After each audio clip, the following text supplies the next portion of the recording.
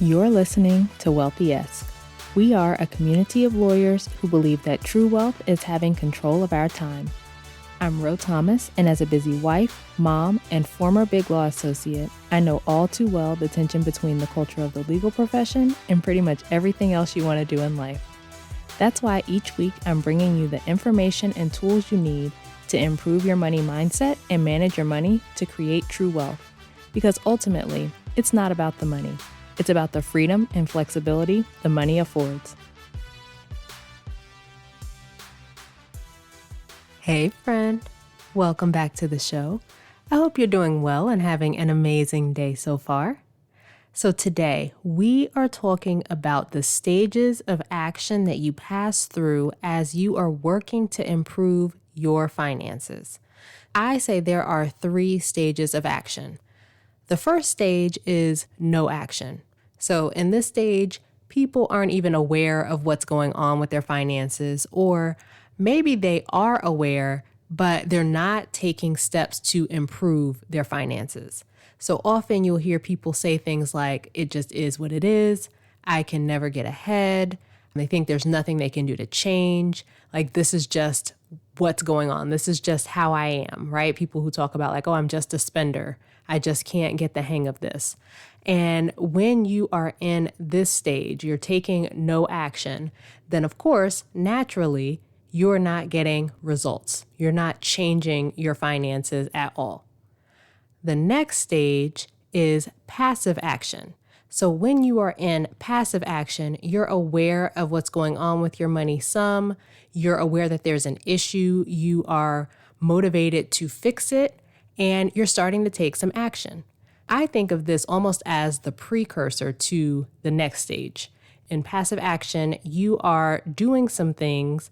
You are kind of getting ready for improving your finances, but you're not quite there yet.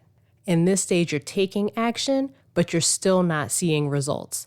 You're doing things that feel good. They feel productive. It feels like you are moving yourself forward, but in reality, you're not. So in this stage, you're doing things like researching, seeking information, listening to podcasts, reading books, even creating a budget. You're doing those things and it feels like you are doing something, but you don't have anything to show for the things that you're doing. And I think this is the most dangerous stage because you think that you're doing something. You think that you're doing well. You think you're moving yourself forward. You're taking action, but you have no results, just like if you took no action at all, like in the no action stage. And so many people stop here. So many people will consume all of the podcasts and all of the books and all the things. They're in all the forums and the blogs, but they're not actually moving themselves forward. So when you leave the passive action stage and you move into what I call the productive action stage, this is where you start moving yourself forward. And this is where you want to be. So in this stage, you're doing things, you're taking action, but you're actually seeing results from that action. So you're doing things that move yourself forward with your finances. You're doing things that actually produce something. This is where you implement the things that you start learning in the passive action stage. So that's why I say that passive action is a precursor to the productive action stage, because in passive action, you're learning the things that you need to do to move yourself forward. You just aren't implementing them yet.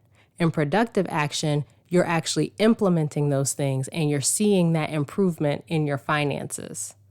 The key differentiator here between passive action and productive action is the results. So if you're taking action in your finances, you want to look at what the results of that action will be. There should be some measurable results from your action that you can see in your finances, some measurable results in your finances from that action.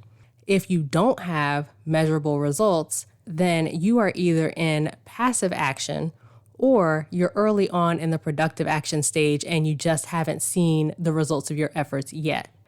The way you can tell which one you're in is if you project out what the results of the actions that you're taking would be. So, for example, if you're in the passive action stage, you might be doing things like listening to podcasts or reading books. If I project that out, the result of listening to podcasts or reading books is that I learn something new. Or another action that we talked about in passive action is creating a budget. So if I project that out, the result of me creating a budget is that I have a plan for my money. But neither of those instances results in a measurable improvement in my finances. It's the first step to me getting to that measurable improvement, but it's not actually getting me to that improvement in and of itself.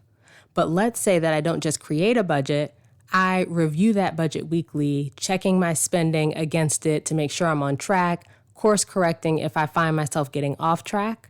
Right now, if I project that out, the result is that I haven't overspent at the end of the month and I have money available for my financial goals. That's moving my finances forward. So that's why creating a budget in and of itself is passive, but following that budget is productive. So ask yourself, when you are looking at the actions that you've been taking regarding your finances, are you taking passive action or are you taking productive action? You can't only take passive action and expect to get results. Results come from implementation. They come from taking productive action that produces results. So if you want to stop overspending, or you want to pay down your credit cards or build your savings, reading about doing those things or listening to a podcast about doing those things is not going to help you by itself. You have to then implement what you've learned to get the results you're looking for.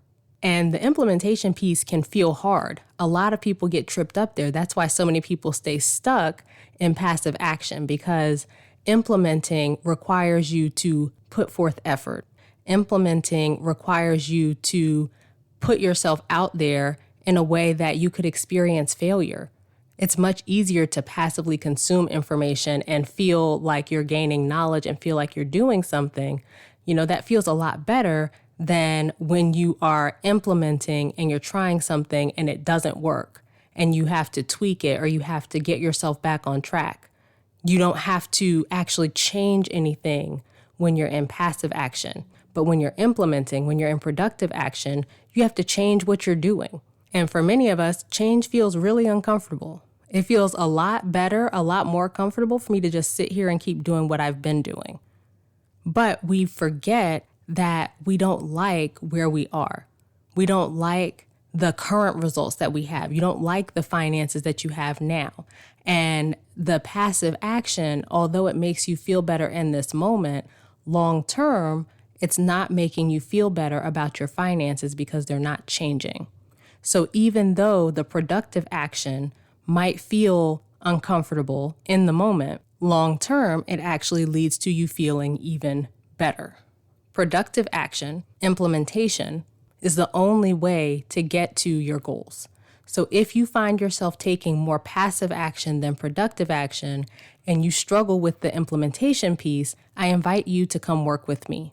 I will help you implement the strategies that you learn while you're taking passive action so you can actually get results. Head to rothomas.com/call to get started. All right, that is it for this week's episode. Come connect with me over on social media. You can find me most often on LinkedIn, Ro Thomas, and Instagram at I am Ro Thomas. Subscribe to the show and leave a review, both of which help more people to find it. And please take a second, think of a friend who could use this information and share this episode with them. As we close out, friend, I pray that you take the information you learn here, apply it in your life, and open up to the realization that wealth is available to you. As you do that consistently, week after week, you'll continue to take steps to regain control of your time, build wealth, and live the life of freedom and choice you deserve. Talk to you later.